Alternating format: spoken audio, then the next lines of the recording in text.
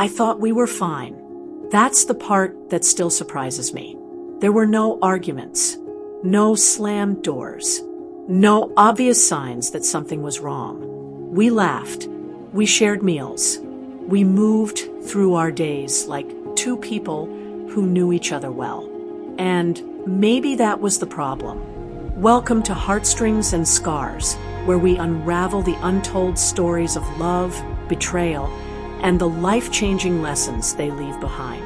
If you're new here, make sure to hit that subscribe button and join our growing community. We promise, use stories that will make you reflect, question, and maybe even see yourself in the characters we share. That night started like every other. The house smelled faintly of dinner. The TV played something neither of us was paying attention to, and the clock on the wall ticked louder than usual. He sat across from me, scrolling on his phone, nodding occasionally when I spoke. I didn't blame him. I was only half present too. Comfort can be sneaky like that. I leaned back on the couch and let my eyes wander around the room. The framed photos, the familiar furniture, the life we'd built together piece by piece. Everything looked right. So why did I feel unsettled? I told myself it was just tiredness, or stress, or one of those quiet moods that passes if you ignore it long enough. But that feeling stayed. He reached for my hand absent-mindedly, squeezing once before returning his attention to the screen. That small gesture should have reassured me. Instead, it made my chest ache because it felt automatic. I missed when touch felt intentional. The show ended. He glanced at me.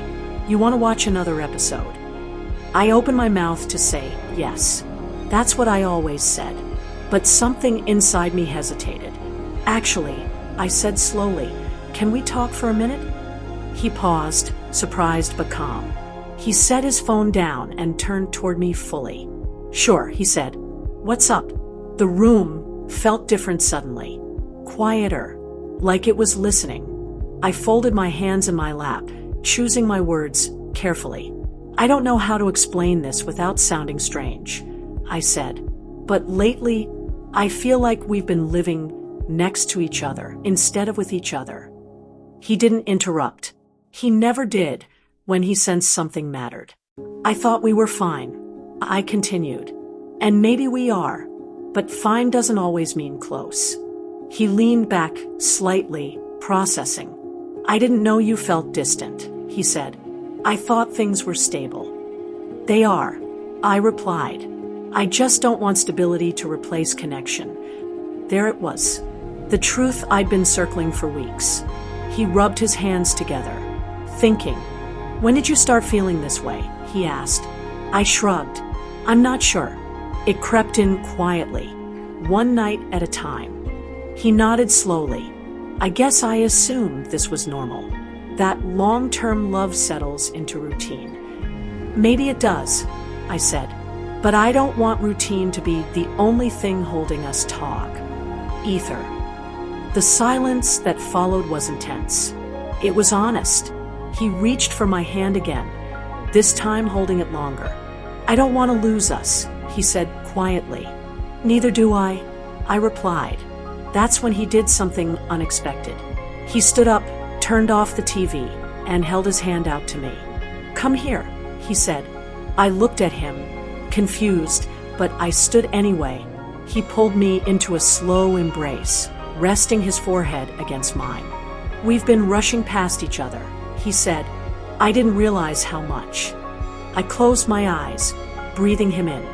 The familiarity was comforting, but now it felt awake. He kissed me then, not hurried, not out of habit, just present. It wasn't about passion. It was about attention. That night, we talked longer than we had in months. About things we missed. About fears we'd never said out loud. About how easy it is to assume love will take care of itself. In the days that followed, nothing dramatic changed. But everything felt slightly different. He started asking how my day really was, and waiting for the answer. I started reaching for him, instead of assuming he'd be there. We laughed more. We noticed each other again. And sometimes late at night, I'd think back to that moment, the one where I almost stayed quiet. I'm glad I didn't, because sometimes the night you think is ordinary is the one that quietly changes everything. I came here to remember myself, and somehow, in the quiet, in the honesty, in that simple kiss, it became more. Not every problem announces itself. Not every distance is obvious. Sometimes, love doesn't fall apart. It drifts. And sometimes all it takes is one honest night to find your way back. If stories like this stay with you, the quiet ones about love, distance, and the things we almost say, consider subscribing to this channel. And if this story reminded you of a moment in your own life, tap the like button. It helps these stories reach someone who may need them more than they realize. You can also leave a comment and tell me where you're listening from. Until the next story, take a breath and hold on to what matters.